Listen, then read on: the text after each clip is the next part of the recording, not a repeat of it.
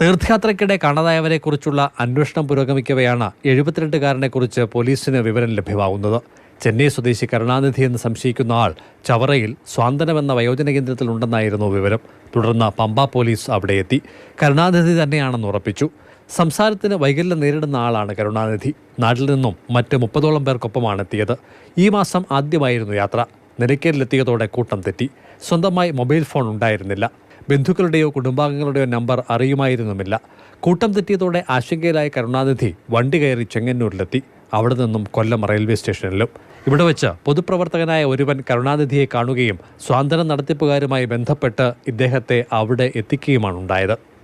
അതേസമയം നിലയ്ക്കലിൽ മരിച്ച നിലയിൽ കണ്ടെത്തിയ അജ്ഞാതനെ തിരിച്ചറിയാനുള്ള ശ്രമങ്ങൾ 3 ആഴ്ചയ്ക്ക് ശേഷവും വിജയിച്ചിട്ടില്ല. സംസ്കരിക്കപ്പെട്ട മൃതശരീരം പുറത്തെടുത്ത് DNA സാമ്പിൾ ശേഖരിച്ചിട്ടുണ്ട്. ശേഷം പൊതുശ്മശാനത്തിലാണ് മറവ് ചെയ്തത്.